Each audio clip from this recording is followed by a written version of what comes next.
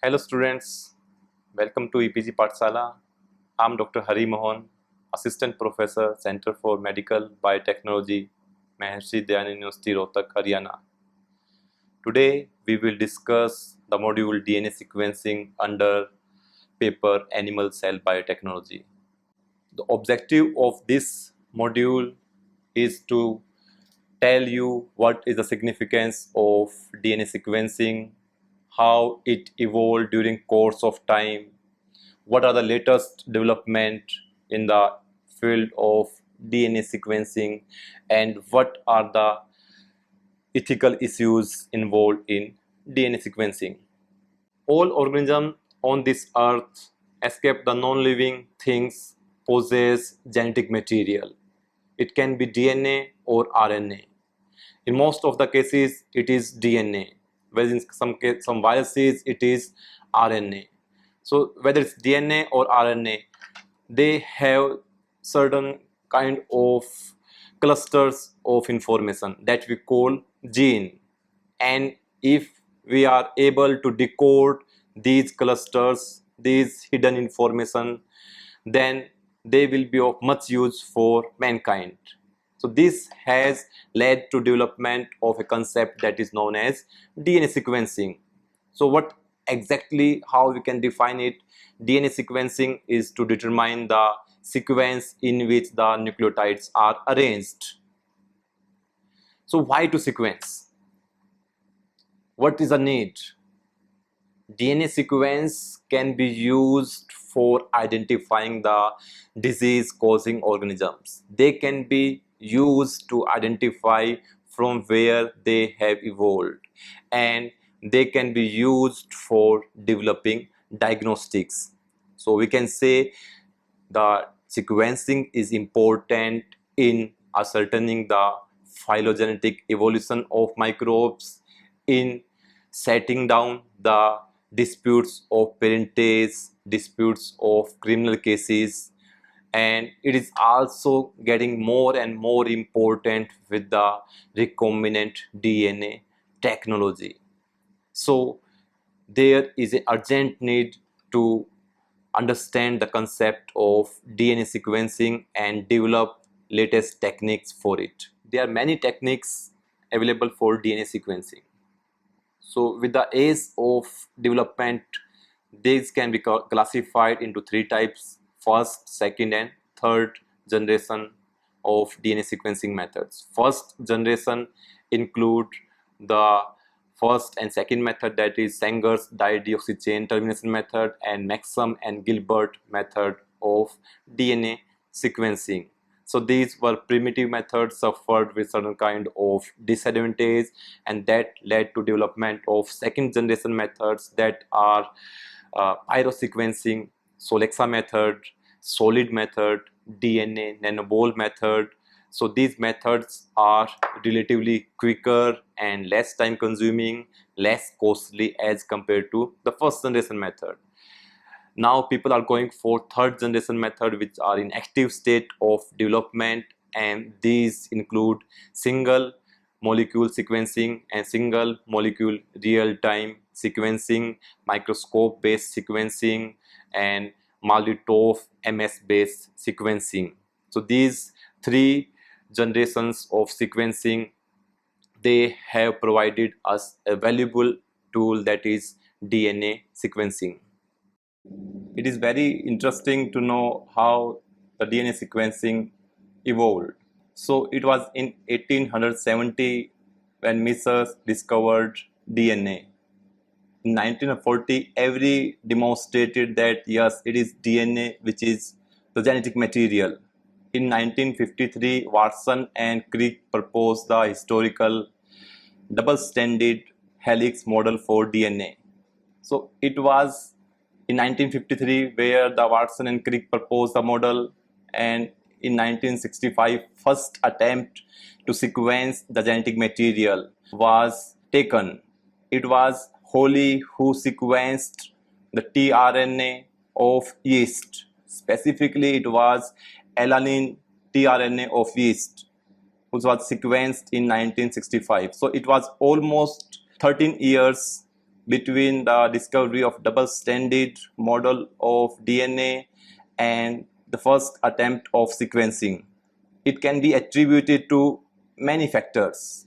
When we compare this thing with protein, the sequencing of protein was done much earlier than that of DNA, because the structure of DNA is very much similar to each other. So it was very difficult to separate the very identical DNA molecule. In addition, the proteins are made up of 20 amino acids, which are very different physiologically, biochemically, and structurally, whereas DNA or RNA is composed of only 4 nucleotides, that is ATGC, or in case of RNA, it is uracil. So that's why there was much delay in sequencing of DNA. So it took almost 15 years to develop strategy for sequencing the genetic material. So at that time, in 1970, it was all manual. It was who sequenced lambda cohesive and DNA. It was in 1975 when Sanger proposed the first model for DNA sequencing, and that was plus minus sequencing method. In 1977, Maxim and Gilbert proposed chemical degradation method of DNA sequencing. In the same year, in 1977 only, Sanger proposed another model of DNA sequencing, that was dideoxy chain termination method of DNA sequencing. So with the advent of dideoxy chain termination method, it overtook all other methods because it was easy to perform and it avoided the risk of radioisotopes. Therefore, after its invention in 1977, Sanger dideoxy chain termination method was very popular, and due to this importance and popularity of Sanger's method, Sanger was awarded Nobel Prize in 1980. So Sanger is the only biologist who got 2 Nobel Prize, one for protein sequencing and other for DNA sequencing method. So here we can see the number of base pairs are increasing and how they are increasing. In 1980, it was Messing who cloned the DNA in the M13. So cloning vectors were used for cloning and subsequent sequencing of the target DNA. Here in 1980 only, the computer were used for the analysis and storage of DNA sequence data. So here we can see the number of base pair are increasing. It is 20 into 100 base pair, then 30 into 250 base pair. It was in 1990 where very important event happened. The step towards automation was taken, and it was very important step. Before that, the DNA sequencing was a manual affair. So everything was manual. You have to run the gel and then you have to visualize it. You have to note down the sequence. But towards automation, it was Hood and co-worker who proposed that yes, this process can be automated. So the automated sequencers were invented in 1990, and with the invention of automated sequencer, better sequencing enzymes were developed. The fluorescent dyes were used instead of radioisotopes, so that decreased the health hazard and increased the efficiency of detection, and high throughput tools with robotic operations were used. So all this helped in increasing the size of base pair that could be sequenced. So here we can see in 1990s 182 into 500 base pair could be sequenced. Then came the era of complete genome sequence. It was in 1997 when the yeast Saccharomyces cerevisiae complete genome was determined. So it was a historical event, means complete genome of yeast was given for the first time. Then in 1999, human chromosome 22 was completely sequenced. Then C. elegans was sequenced. In 2000, the complete genome sequence of Drosophila was proposed. Vibrio cholerae, which cause cholera, was sequenced completely. Human chromosome 21, which is associated with Down syndrome, was sequenced completely. So in 2000 only, the framework of human genome was proposed, and very soon in 2003, the complete human genome was sequenced and published. So that was a historical event when the complete human genome sequence was completed, and this opened a new era of personalized medicine and more screening of diseases due to defects in the nucleotide sequence. So why we need to go for DNA sequencing, or what is the need of DNA sequencing? It is significant in forensic sciences, molecular medicine, evolutionary study, and genetic engineering. In forensic science, DNA sequencing have given the mankind an important tool to catch the criminals by using their blood, by using their hairs at the site of crime. So very easily the criminals can be captured by using the samples at the site of crime. Second, very important is to determine the paternity. So there many times there are conflicts about paternity, so that can be solved using the DNA sequence. Identity of person in case of accident. Sometimes due to accident, the person could not be identified. So if the DNA sequence or DNA profile is available with us, the identity of the person died in accident can be ascertained. In molecular medicine, the DNA sequence has been instrumental in determining the disease gene.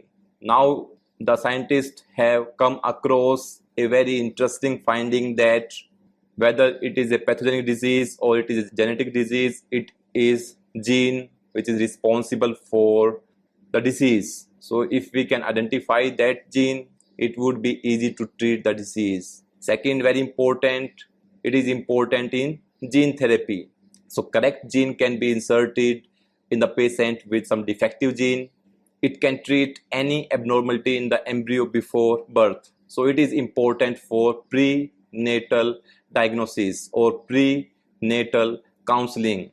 So if any embryo is suffering with certain kind of major chromosomal defect, so decision can be taken for termination of pregnancy before birth. And last and very important is concept of personal medicine or personalized medicine, with the idea that every human being is different because their DNA is different, and that's why they respond to the medicine differently. So in near future it may be possible that for every human being different kind of medicines can be used that will very efficiently treat the disease.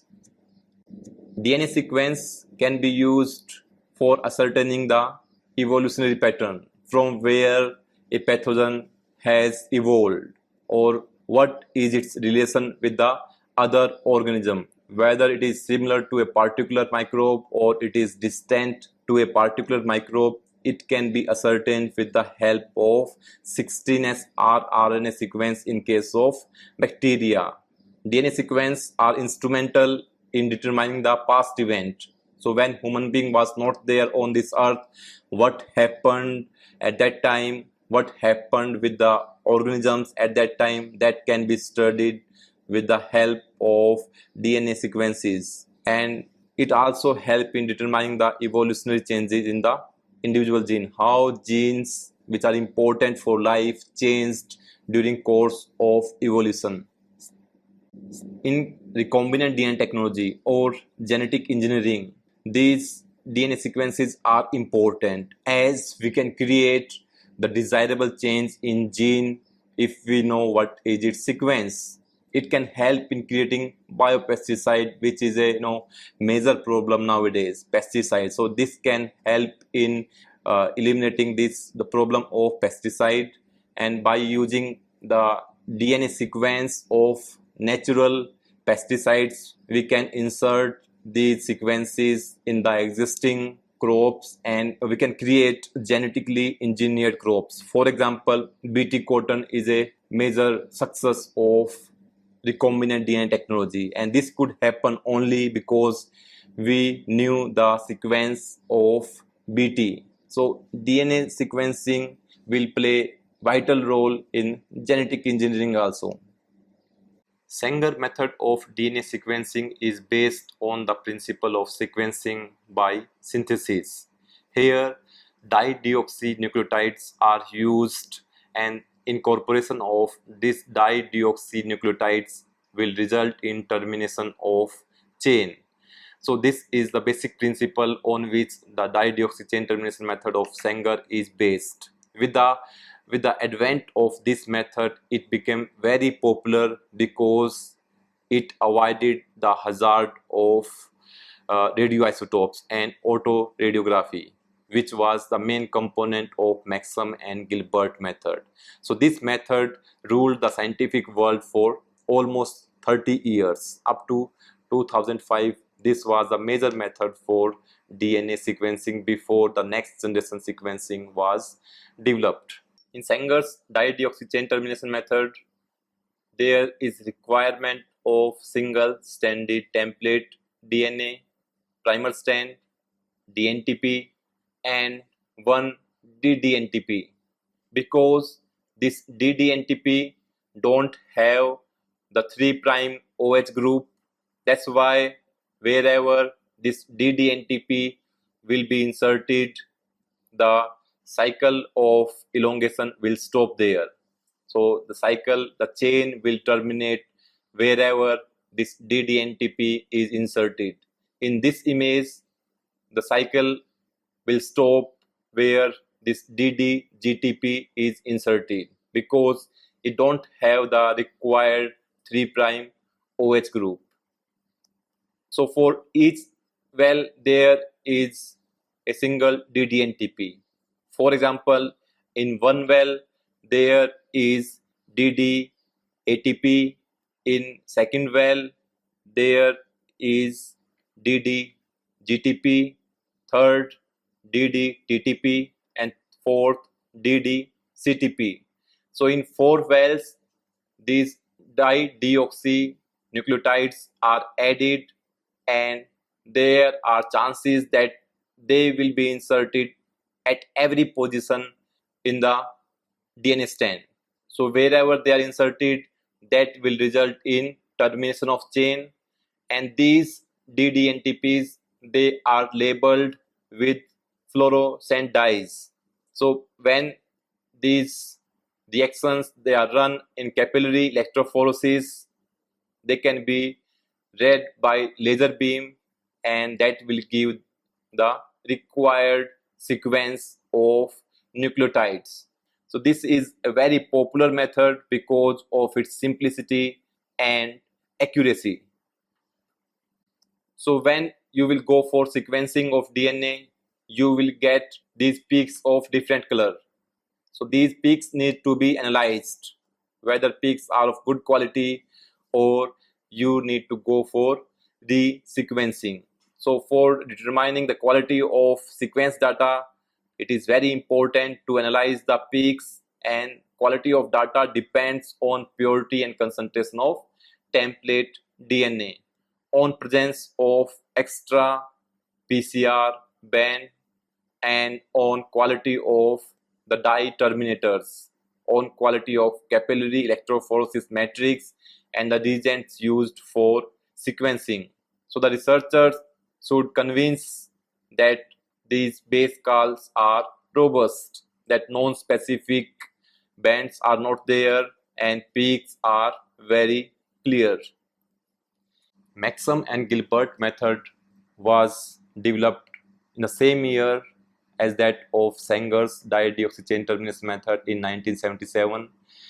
Maxwell and Gilbert method is based on the chemical degradation of oligonucleotide or chemical degradation of DNA molecule.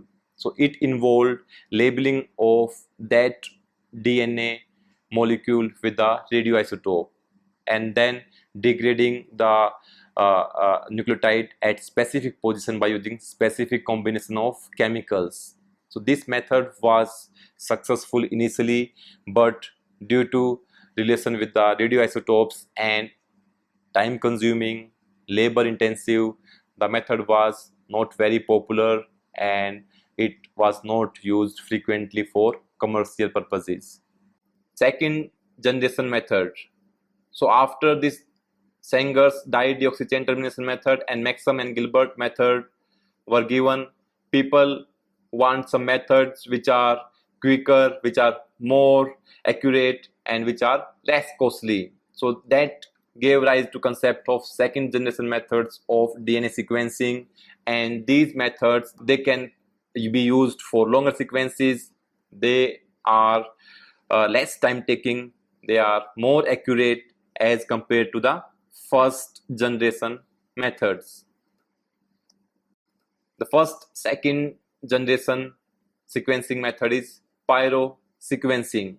Pyrosequencing is based on the idea of sequencing by synthesis, same as that of Sanger's dideoxychain termination method. So what happened here, when DNA is synthesized, pyrophosphates are released.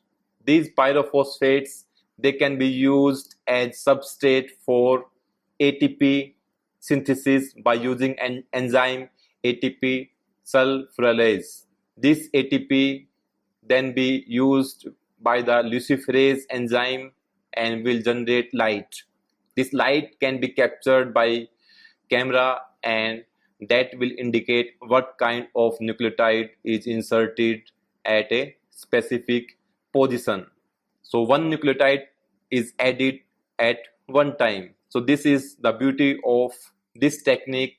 For example, in this case, adenine is added, which is complementary to thymine, and this DATP, when it is inserted in complementation to the thymine, it will release pyrophosphate, and this pyrophosphate is converted into ATP by using enzyme ATP sulfurylase.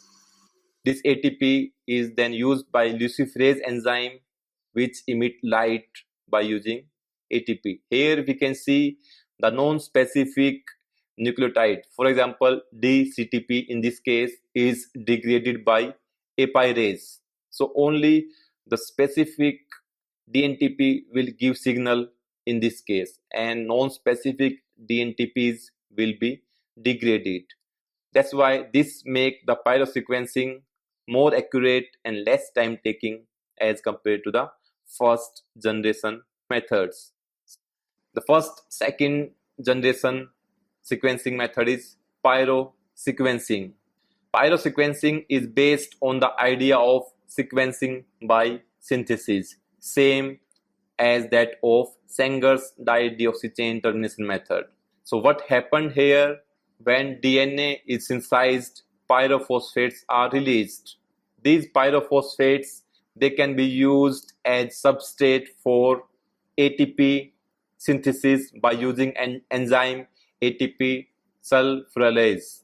This ATP then be used by the luciferase enzyme and will generate light.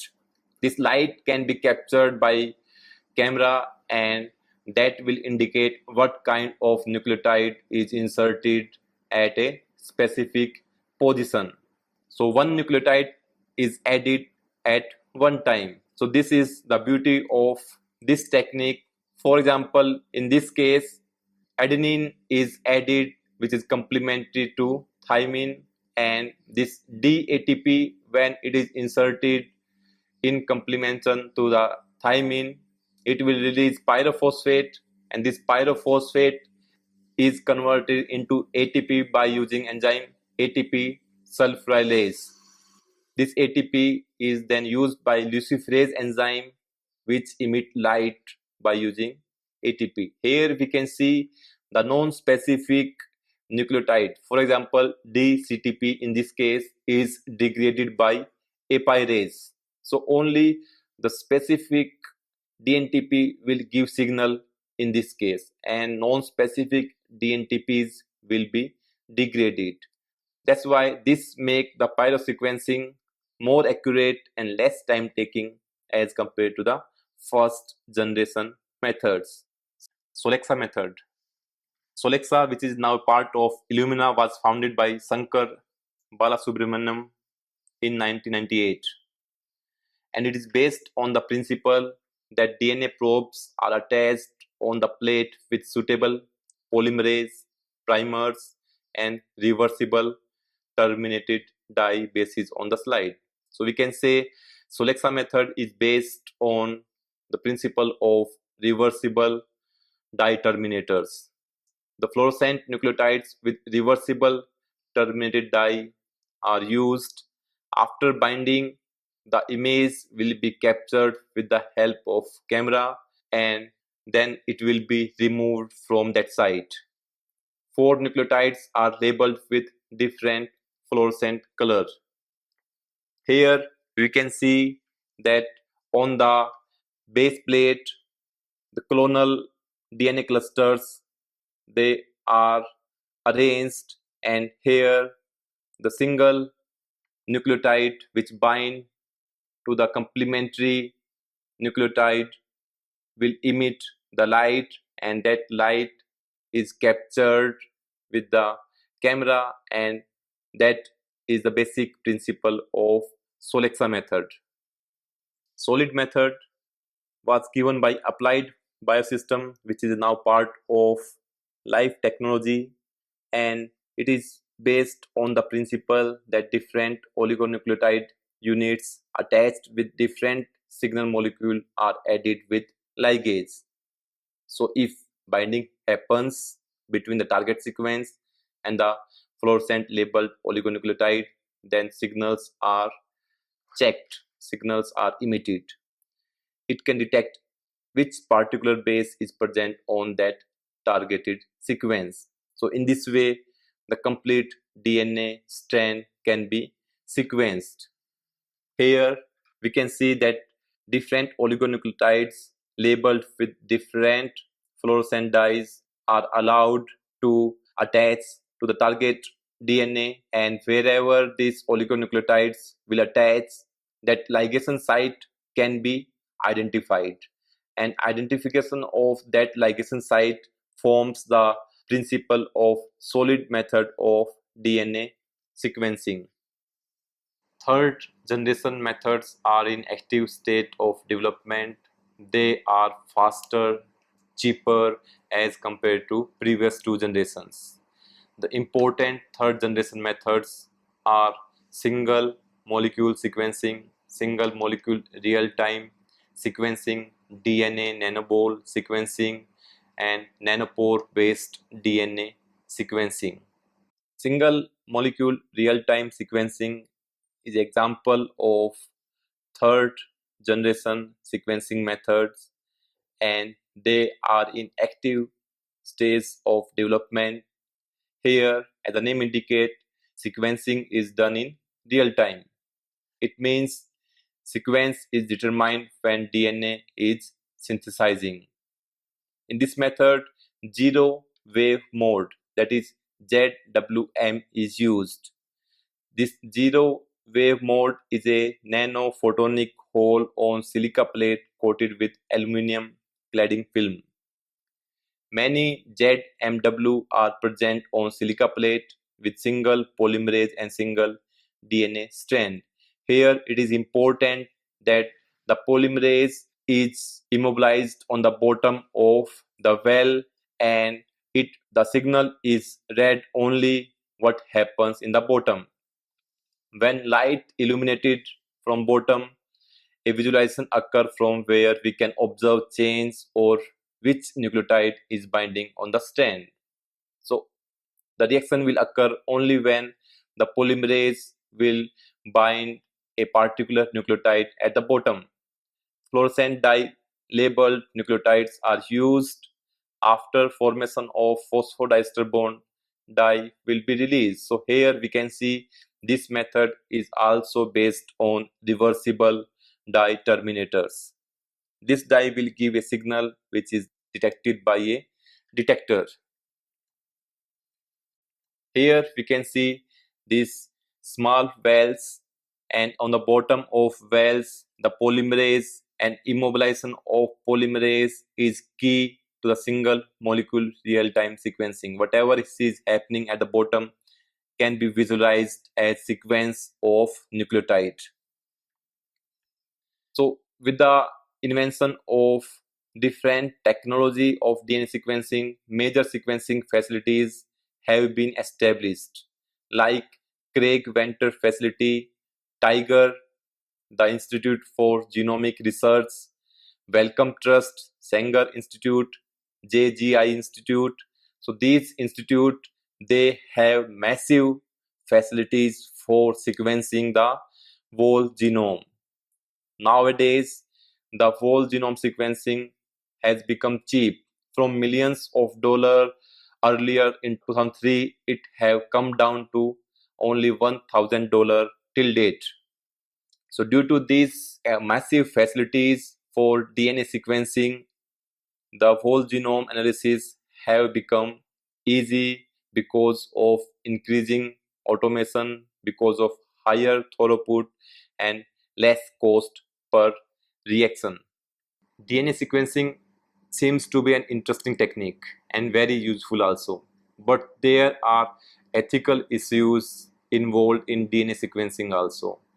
In a famous case of Moore versus Regent of University of California 1990, it was established that the cells of an individual cannot be discarded or cannot be used for profit without the consent. However, with the consent of individual, the cells can be used for profit. In addition, the whole genome sequencing of individuals have made it possible that this data may be stolen and can be misused. The persons can be discriminated on the basis of their genetic information. For example, an insurance company may charge higher premium from an individual with a inferior DNA sequence data, or the person who are more susceptible to disease on the basis of their genetic information may be discriminated on the basis of DNA sequencing. To prevent this, in USA, Genetic Information Non-Discrimination Act has been passed.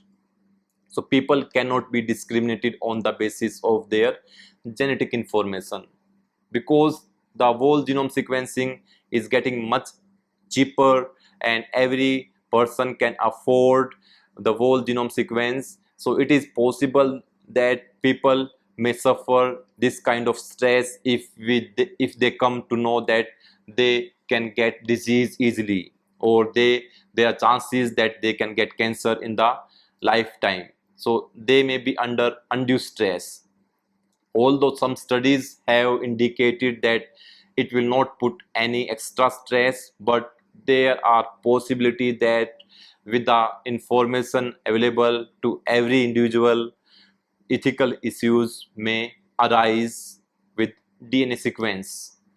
Even after third generation of DNA sequencing methods, many new methods are in development, and interesting of them are tunneling current DNA sequencing, which is based on the principle of change in current when DNA of different sizes passes through the nanopores. Second very interesting method is MALDI-TOF MS.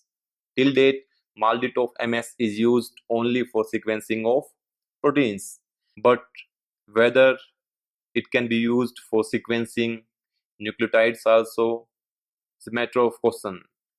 But people are trying to use MALDI-TOF MS for DNA sequencing also. Third and very interesting modification of Sanger's method is microfluidic Sanger sequencing. So it's based on the same principle of Sanger, but it has employed microfluidics. and this use of microfluidics has decreased the cost per reaction and increased the accuracy of sequencing. The fourth interesting mode of sequencing is microscopy based technique. So in this technique, by use of electron microscope, the DNA can be visualized, and by using electron microscope, exactly what is the size and what nucleotide is incorporated could be identified. So these methods are in a state of development, and they may change how DNA sequencing happens today. In the last, to summarize the module, we can say that the first generation method, that is Sanger's dideoxy chain termination method, and Maxim and Gilbert method, have paved the way for a very important technology. Later on, Solexa method, uh, nanoball method, Illumina method, and other second generation and third generation methods have improved the efficiency of this technology, decrease the cost, decrease the time, it make it labor intensive. So DNA sequencing has the potential to change the human civilization and the way we are treated. This is a step forward towards personalized medicine, where on the basis of DNA sequence, different medicines can be prescribed to different individuals. DNA sequencing will also help mankind to solve the criminal mysteries, to solve the forensic issues, and to determine how we evolved exactly. It will also help in determining where we are going.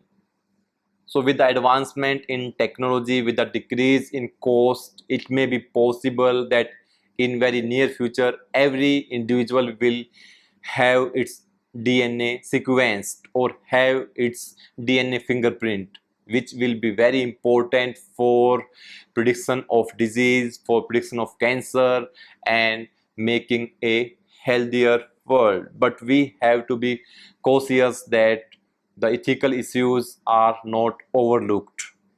Otherwise, it can be some kind of disaster to mankind also.